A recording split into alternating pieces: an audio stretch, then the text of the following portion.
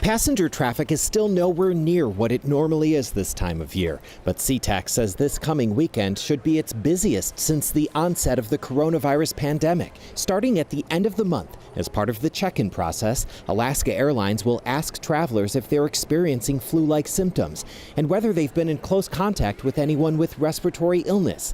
If they have, they're subject to additional screening and could be required to book another flight.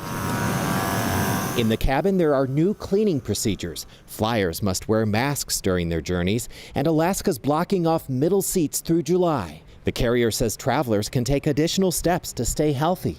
They're recommending you open the air vent and leave that open for the whole flight.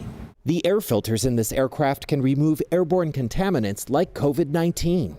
I'm hearing a lot of people say, you know, we're all in this plane in this confined space. What difference does it make if we're another foot or two apart?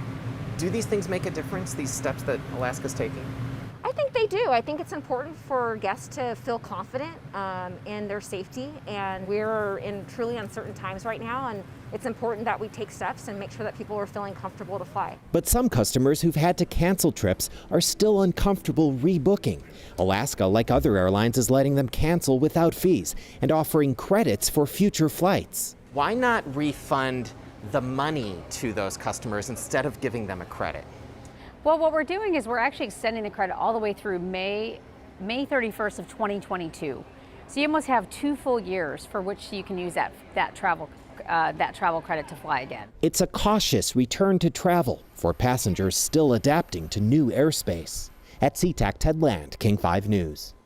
And Alaska says if a passenger or a crew member tests positive for COVID-19 after their trip, the CDC or local health departments will use the airline's passenger list to notify others on the same flight.